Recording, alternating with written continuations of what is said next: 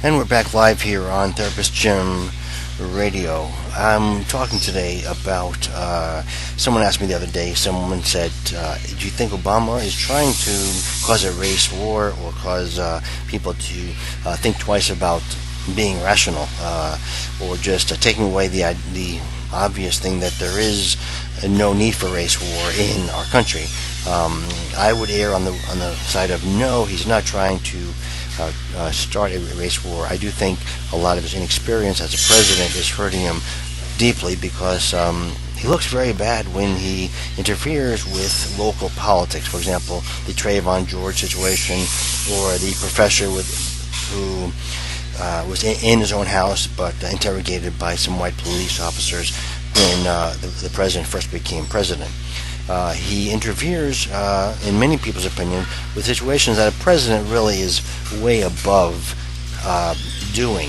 For example, a president is the head of the executive branch, and the other two branches being the Congress, the Senate and the House of Representatives, and of course the judicial system.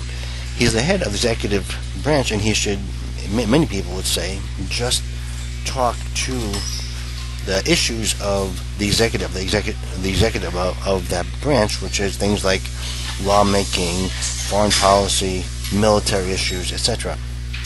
I personally don't have an opinion as to if I'm right or wrong about this. The evidence really shows that he's just very, very inexperienced and naive to think that 3 or 4 lines of a soundbite about the police officers acting stupidly in the case of the black professor and the police officers who were actually just investigating a situation where neighbors had said someone looked like they're breaking into this professor's house, and they were just checking the situation. It turns out that the police officers asked the professor to actually come out and talk to them, and he was resistant to that, which is understandable. White officers and a black professor who may have had some paranoia generally about, what could happen. In my opinion, nothing bad was going to happen. There's 99.9% chance that anything that was going to happen was going to be just a general conversation about, does he live here or not?